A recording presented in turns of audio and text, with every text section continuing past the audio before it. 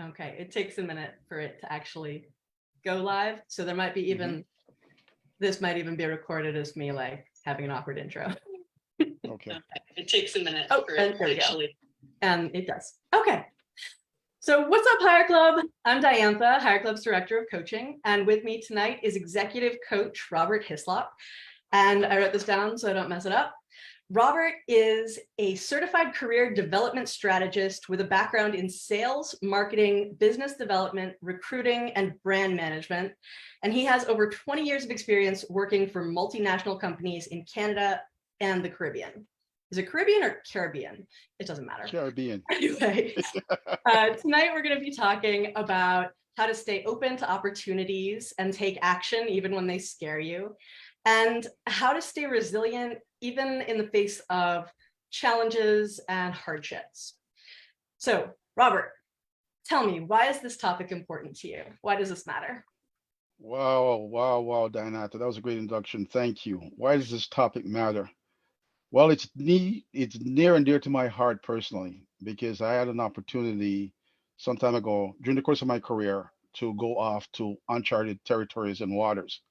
So I got an opportunity to go work for an organization in another country, in another land, where I didn't know anyone necessarily, didn't really know anyone there. I had distant friends. So I took the opportunity with an open mind and I went off. And just open mind, just went in and tried to learn as much as I can. So This I is could your learn a new parent. job. Yeah, learn a new job, live somewhere, get a car, and navigate the geography. So I went, ah, it's like any place else. You just go, you just do, which I did. And then about 3 months in, I kind of had a haha moment and I thought, OMG, what have I done? This looks like a very major mistake. I need to pack it up and go back to where I came from. So I must have been tired. I must have been exhausted. I had a human moment, I like to call it, and I went to sleep. And I woke up, and it's like, oh, when the dog goes in the puddle of water and they come out and they shake off. Yeah, so I shook it off like I think it was what Katy Perry, that song. I don't remember which one it was, but I shook it off, right? No, And that's Taylor Swift. yeah, yeah, there you go. Can't remember them. Anyway, so I shook it off, and I realized that no, you've come this far, so you can't fail. So if you turn around and go back, that we consider failure. Mm. So for me personally, I wasn't about to fail, so I doubled down and buckled down and decided to conquer what was in front of me. And that conquering was a 15-year journey and ended up working from one organization to another organization to another organization. So I spent 15 years on that journey. So failure is paralyzing. Sometimes you talk yourself out of stuff, right? So sometimes you tell yourself that I can't do this. This is not going to happen. So the self-talk becomes a problem for people. And if you're confident and motivated, and you can say, "Hey, get a grip on yourself," it's like the movie with Cher and Nicolas Cage when she slapped him and said, "Snap out of it."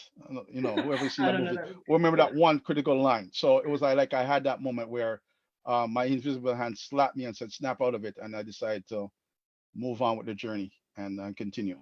So that's kind of why this resiliency thing is near and dear to me. So in your situation, you said yes to this opportunity, which required like not just like, taking a new job. It required moving to a new country and like reestablishing your life. And then like 3 months in, you had that moment of like, holy crap, what am I doing? But you did manage to also reframe your idea of what failure meant. It's almost like Yeah, you slept on it and you were like, no, failure means leaving and not actually giving this my all. So I right, think that's an interesting reframe though. right. Because then again, you could look back at it 15, 20 years later in life and go, what if I had stayed? You have that, you don't want to have that what if moments, right? And it's just like anything else that you do in life, right? What if? Why would you want to live life going, what if? I could Mm. have gone there and become a millionaire. I don't know, right? I could have gone there and done a lot of different things, but I don't know. But you got to take the journey. You can't really talk yourself out of stuff. You have to do it because I have a personal philosophy that when I am given an opportunity or introduced an opportunity, I always say yes, right? Ah, Because when you say yes, you can always say no after the fact. But if you say no, you can't go back and say yes. So that's kind of my thing. I always say yes to everything.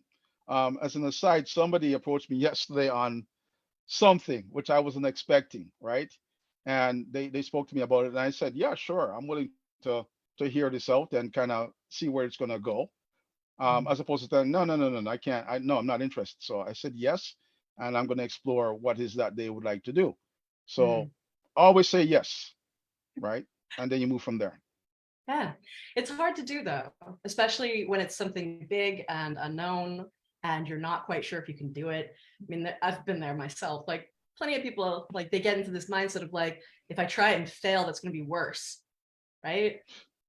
Well, yes and no. It's just like when you're asking for a raise. There's Mhm. one or two possibilities. Either they tell you no or they say yes.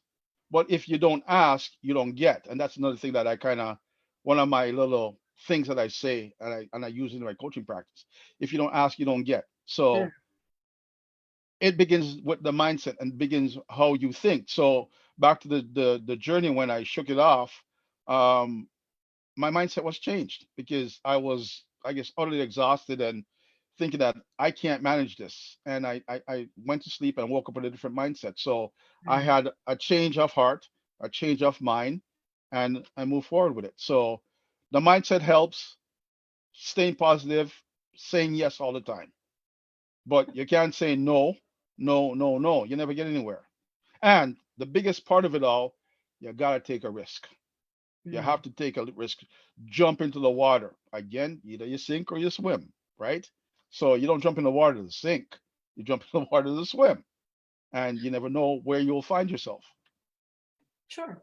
Well, but I'm sure that you also had some setbacks too. I mean, anyone's career journey, they're gonna have like wins and failures, and you still kept going, right? So even Hmm. though you had that momentary like fear of failure, you were still able to push forward even when you did have missteps.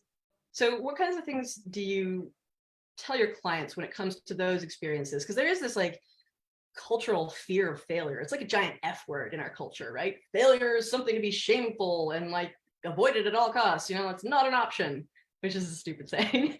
But what kinds of things do you do to help with clients reframing failure in their own minds and finding ways to push themselves forward, even when they're scared? Well, I like to put myself in their shoes and kind of feel what they're feeling. And I tell my clients, all my clients, that two things. I'm like part of your family now. And two, you're driving the car and I'm a passenger in the car with you. So we're just going to have a conversation along the way. So to kind of give an example, one of my clients that because of COVID got downsized Mm. and she was looking for a job, couldn't get a job. Things were just not going well. And she said she felt like she drove her car into Somebody the ditch. bombing us. Oh my God, remove. Sorry. What's going on? Somebody joined our Zoom room. I don't know how that happened. I'm sorry. Is there Awkward. anybody that I know? Did they have a name? Oh, I'm sorry. Continue. Yeah, so she drove her car into the ditch, right? Well, maybe I kind of told a couple of people that I'll be doing this thing, so I don't know, right? Okay. Um, so she felt like she drove her car into the ditch, and I said to her, "Okay, great, we're in the ditch now, no problem. So here's what's going to happen. I'm going to become that tow truck driver. I'm going to help you pull the car out of the ditch and put it on the side of the road. Then we're going to walk together down the street to get some gas. I'll get the gas. We're gonna put the gas in the car now, and we're gonna start driving. So I've now become the passenger in your journey, and it's all about being positive because to her, the car going to the district and she got laid off because of COVID, negative, negative, negative, applying for jobs, not getting interviews, negative, negative, negative. And it's like literally, if you ever put your car in a ditch and cars is going by, nobody's stopping to help you, you feel kind of hopeless and defeated. So Sure. I came along and I said, okay, step by step, this is how we're going to do it. So we start by, it's easy. We get the car out of the ditch. Once we do that, then we're going to move to the next step and the next step. So we develop a plan, but it's always something positive, right? Mhm. So there's a perfect example. It begins and ends with your mindset. You're in the ditch, wallowing around like a dog playing in mud, and you can't get out of it, right? So It begins and ends with the mindset. Let's just walk out of this quietly, simply, and get going. So Mm, always stay positive, even in a negative situation. There's always the bright side. The sun will shine tomorrow, right? yeah. You will get that job tomorrow. The more no's you get, you're closer to a yes. So again, Mm, from the sales side of my DNA, right? That every time somebody says no to you, it's all good. You're on to the next one. So it's the same time. Every mhm, time you get rejected, every disappointment's for good. You're being redirected, repivoted. So yes, humanly, it's kind of hard to not buy into that mindset because a client listening to that's going to say, what does he know? He's not in my situation. mm. But I've been there where I've applied for jobs and been ghosted. I've been there where I thought I was going to get the job and it didn't happen, right? And I've been there where I saw that's the company, that's the one, I'm going to get it, and it doesn't happen. So back to the same client that we were walking along the road, and Mhm. through her journey, she exactly what I just said. She found the opportunity. She saw the company. Yes, this is it. I'm going to get the job, and she didn't get the job, and Mm. she was utterly frustrated. And she told me she wanted to write a nasty email to the HR No. people and tell them to go kick rocks. And I said, no, no, no, no, no, no. We're not going to do that. We're not telling anybody to kick rocks. We're just going to let it go. We're just going to let it slide. We're going to hope for the next one to come along. So, literally, again, career coaching and finding jobs and whatnot is like taking the bus. We don't chase after the bus necessarily because another one will come by. So you don't chase after the opportunity when you get rejected and dejected. Take a deep breath, reposition yourself, and wait for the next one to come along. Okay, so what was her next bus? Our next bus was an opportunity down the road that, because again, here's the thing, she can't get a job, but then this opportunity comes along where it's a contract position. Mm. And she's like, I'm going to take it because there's nothing else happening, which made sense. So she's going into to be a maternity leave. Somebody's going off to have their baby. So she Mhm. takes it. I think 2 months into it, her new boss tells her that she's also going to go on mat leave. So she's going to have to replace both of them now. So she has to learn a new job plus learn her boss's job. Halfway through, the original person she replaced decided that they're not coming back. Mm. So she becomes full time now. So her boss that went on mat leave decided that she's not coming back. In all of that, the company gets bought. So new ownership coming, new management comes in, and she gets promoted to be the director of this particular area. So she Surprise. went in as a mat contractor for 22 months and then ultimately end up with a full-time directorship. And in all of this, because of COVID, she was going to get married. The wedding got pushed back by a year. Oh, So this all happened in 2021.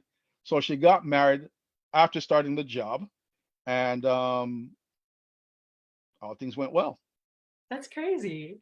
Yeah, I think that's still those are so many good lessons in that story. Like, first one, she went for a job, she didn't get it, but she still gave it her best shot. She wouldn't have known if she hadn't applied. And then she said yes to an opportunity, she stayed open. And even though it wasn't her dream job, it turned into something that was pretty kick-ass. And Yeah, she also got married after the pandemic. So, yeah, no, right. I love that. But it also kind of shows too, like how you think about a failure, right? Because I mean, a lot of people, and again, I've experienced this too, just like so many others. Like when you apply for a job and you don't get it, it can be easy to wallow in that, right? Mm-hmm. But it sounds like you helped her to like reframe it, and instead of thinking failure, this big, shameful, scary thing that's permanent, instead it was a setback, right? Sure, this didn't work out. It doesn't mean she's not going to find something that's going to make her happy. I mean, I think I know it's semantics, but like setback versus failure. I think it's important Yeah, to like but be able to think. it's also all about timing, right? Because I mean, obviously the wedding is gonna come up. I'm not working, and I have all these big plans, but I, I get this. She got the job, I think, 3 months before she was supposed to get married. Hmm. So that kind of took a big pressure off. But then she's taking it because it's what's available at the time. But again, it's interesting that we couldn't see around the corner that all these other things were going to happen. Let's again look at it. Let's say she didn't take the opportunity and was still looking for a job.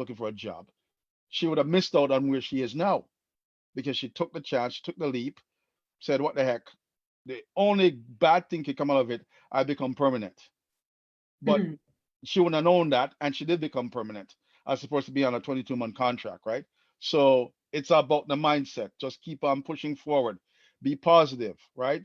Um, Nothing try, nothing gain, right? Right, right, And at the end of the day, if you don't put one foot in front of the other, it's not going to happen for you. right. I mean, like you said earlier, fear can be paralyzing, and failure can be paralyzing, and it can keep some people just kind of stuck. Just like you were talking about in your own career too. I mean, you had that moment where you just got triggered by that fight or flight and you kept moving forward. But I love the tow truck metaphor because I mean, sometimes when we look at the big picture, it can be super overwhelming, right? If we Hmm. look at all the things that have to happen, especially when it comes to the job search, I mean, it's a process, right? Yep. And that can sometimes be just too much to even think about. But when you look at it just in terms of like, okay, what's the next step? And what's the step after that? It becomes more manageable and it's less scary, right? It's not as big and not as, what's the word I'm looking for? Catastrophic, maybe. Well, it can be catastrophic again because you look at all the analogies, like again, a plane going into a deep dive and you got to recover it. So it's the same thing because you're not working Mhm. and you think your life has gone to hell in a handbasket, and no matter what anybody tells you, it's not them, it's you, and they're not in your head, and it Right. can become very defeating at Mm. times. But because I approach it as being part of the family and being a passenger in the car, it's not so difficult. It's an easy journey, right? Right. So, you know, And try to do it together. yeah, again, I can support you because I've been there myself and I've worked with other people who've been there. And eventually it all works out. But it's not on your schedule. The universe has a schedule for you. And Mm. that's another thing about the mindset. You got to understand the universe has something happening. It's just you can't look around the corner, you can't see it. You just have to trust the process. Once you Mm. trust the process, it will work itself out. I have another client story that's very similar to the other one I just told you. And it's almost like history repeating itself because she's also been through an up and down, up and down, up and down. Mm. And she's actually going to get married in November. And she just recently started a new job last month. But she's been that up and down, got a job, maybe not, interview. And she's now working, but on a contract, right? So let's see what the end game for her is. Let's see if history does repeat itself with these two individuals. We don't know Mm. yet. We'll see what happens. The story, the saga continues, right? So, and the patterns are very similar. So then, therefore, it's unique to each individual. But Mhm. since I've been down that road already with one, I can now tell her that, hey, look at what happened over here. We're just going to try the same process with you and see what happens. Mm. So, Also, I know aside from the job search process, I mean, which is very stressful, you also have helped people with their mindsets when it comes to, say, leadership or people who are new in their careers. Can you tell me a little bit more about those? Like, I yeah, think you well, talked specifically about you have a son who did some pretty cool stuff recently, got a cool new position. yeah, well, your coach talking in your ear is not the guy that you kind of really know really, really well, right? So, he always laughs whenever I say, see, salary negotiation works. So with him, the opportunity presented itself, and I gave him some pointers as to how to frame the conversation in terms of he knew what the range was, he knew what the salary was, right? But and he was open to working what they were going to offer. But I guess the more he spoke, the more they realized the value that he brings to the table. And at the end of the day, kudos to him. He said that he got more than he expected. Now, when I tell him that, see, coaching works, he laughs at me. So I don't know if coaching actually did work, or maybe it's just that the universe worked out in his favor. But 2 years But he into was his career, surprised though, right? He was surprised he got more. He yeah, didn't because recognize his own value, right? well, over time we all work towards that, right? Because know your value, know your worth, right? And that's a lot of things that even people who have been long term in their career working for organizations don't know their value, don't know their worth. And again, that's another thing that I kind of speak about when I talk with my clients, that just because they tell you that it's X, you never try and accept what they say at first, because you never give them what you're looking for. Try and get them to tell you what is that the range of that said position may or may not be, right? So that's one side of it. And in terms of the original question about leadership, there is no book that you can really read to become a true, well experienced leader, right? Leadership is like being a parent. You kind of learn along the way, right? You can read a book that will give you some ideas, but again, leading people, you kind of have to learn the personalities. So it's like knowing what motivates one person doesn't necessarily motivate the other person. So you kind of have to understand who the individual is first, what their uniqueness is, and then you work with them. Again, because I've been in positions where I've had leaders who, they could have read a book or two, or maybe got themselves some coaching. Because then again, you're great at what you do in whatever position that you're in within an organization. You get promoted on what you did in your position, but they didn't promote you because you were a leader. You were good at your role, but you never got coaching on how to lead a set of people now that you are now managing, right? So really and truly, there are a lot of mid managers, new managers that should really look at thinking about, maybe they should get coaching, right? Yeah. Because you might tend to rinse and repeat what you were given in terms of who was your boss before and how they treated you, but it might not have been the best thing, right? It might Mhm. be, they want to beat you over the head with stuff, and you kind of have to learn that, hey, there's different ways to do it, to get it done. We have one goal is how we get there, what we used to get there. Mm. I just had another person try and join this It call. must be my people that I sent the link to. Oh, okay. Yeah, I kicked them out. Next time, let me know Okay, if you can have them join, but okay. but that's Well, I'm okay. sure I hear from all of them that, hey, I tried to get into the thing and it didn't work, so it's all good. Okay. All right. So I know we're winding down on time.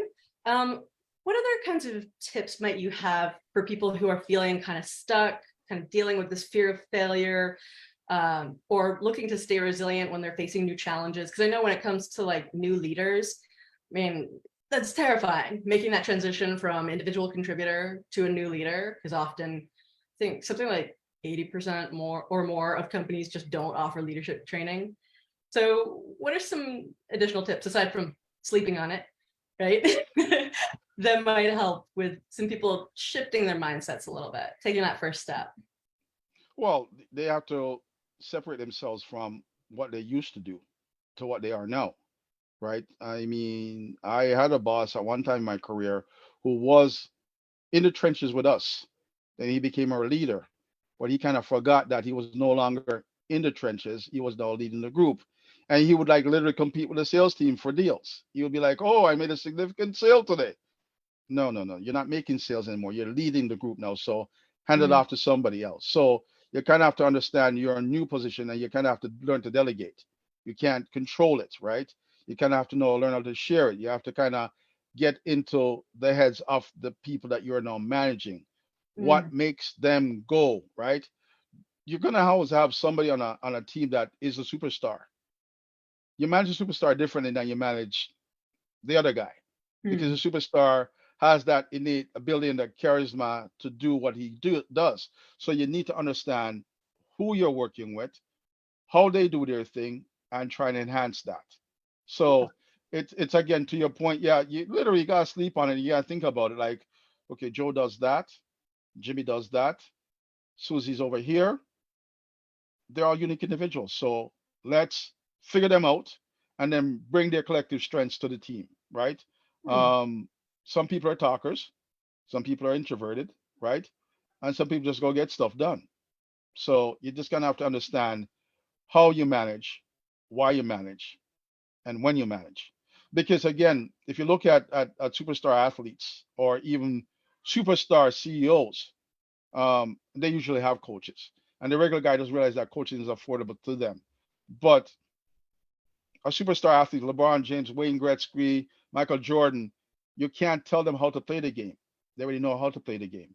But from a coaching perspective, you just kind of watch their performance and help them tweak what they're doing. Maybe you Mm, got to do this over here as opposed to over there.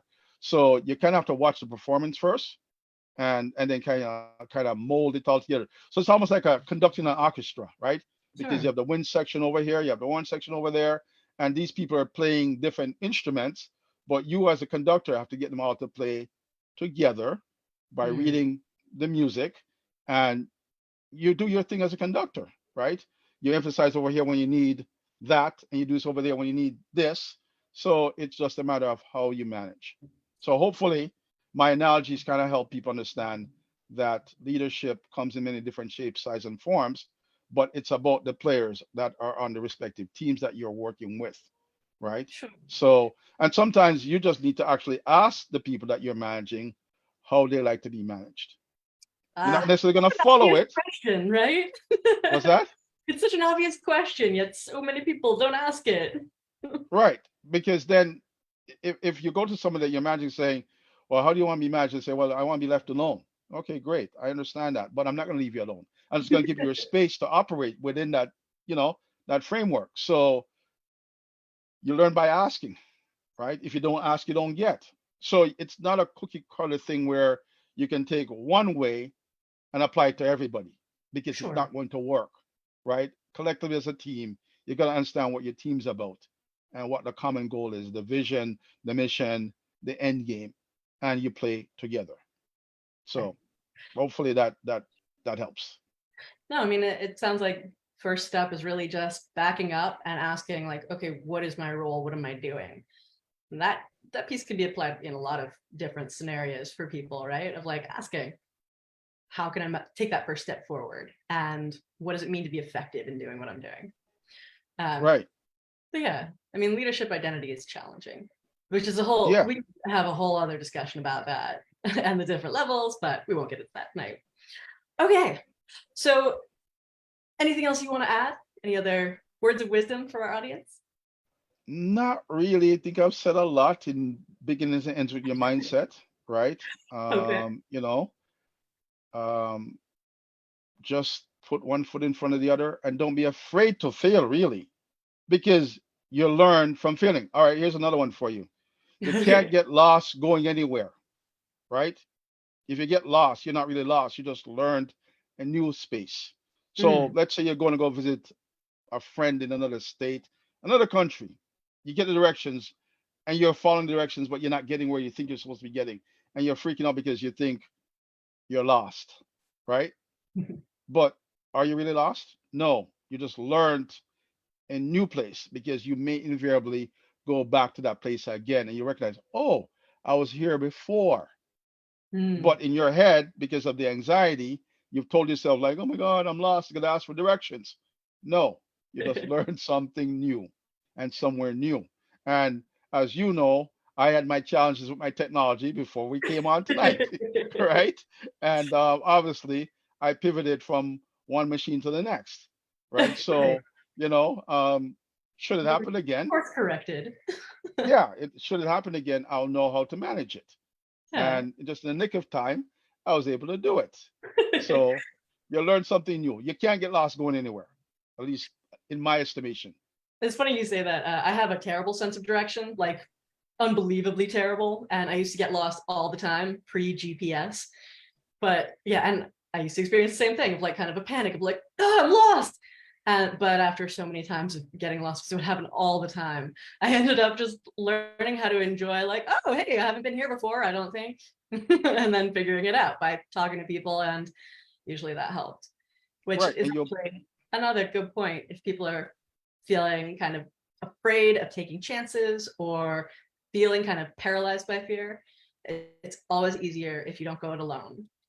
So, no, and that's why coaching kind of helps, right? That you trot along with you. So I also use it as like your thinking partner, right? I mean, you bounce ideas off of your coach.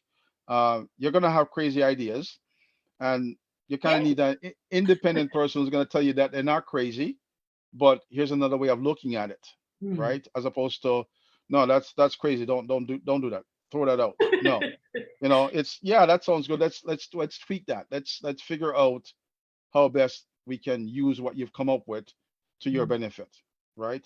Um, I had a conversation with my mother not too long ago, and she has her way of doing something, and we disagree on it. But I said, wait, that is your way. I Hmm. have my way of doing it, but we get to the end game. But because of old school and how she looks at the world, her way is the only way. No, there are other ways to do it. It's just that she believes that this is the way, and it's always been that way. So Hmm. you have to have a fresh perspective, different mindset, different way of approaching the problem, right? Can't be afraid. It's not a Definitely. linear route. It's Yeah. not like a bird flies straight, right? A bird doesn't fly straight, but it's gonna get to where it's gonna get to because there's ways to get. So just like in your career, there's zigs and zags, right? Up and down, around corners. Take a moment, take for a pause. But when you're losing your mind and you're here, it's like, oh my God, I'm not gonna get another job. I don't know where my life is going. And then Very. you put all this pressure on yourself. No, take a deep breath and exhale or go to sleep and wake You up take a nap. Yeah. and start tomorrow. Just forget about what happened. Tomorrow's a new day and Yeah. move forward. Yeah. I mean, I think that's excellent advice. And it can be one of those things where sometimes you just do need to get a good night's sleep and try again. Man, I think this sleep is vastly underrated. But anyway, all right. So to our audience, for those of you who are interested in talking with Robert further, you can find him on our website at hireclub.com/coaches. He's on the first page. Check it out. And I will add his profile in the comment section on this post. But Robert, thank you so much for joining us tonight. And I always love talking to you. And any other things you want to share with our audience? No, just looking forward to be a resource person for those who may need help or might just want to, have a quick conversation and see where I can bring value and add value to their situation and just be that friend. That's Great. all I am. I'm that guy. So I want to thank you for giving me the opportunity to come and spend some time with you, share a little bit of wisdom with the world at large, and see where this goes. Absolutely. Well, all right. Well, I hope you have a great rest of your night and same to everyone who's watching. All right. And thank you, and I'll see you soon, Dinata. All right. Take care. All right, take care. Bye now.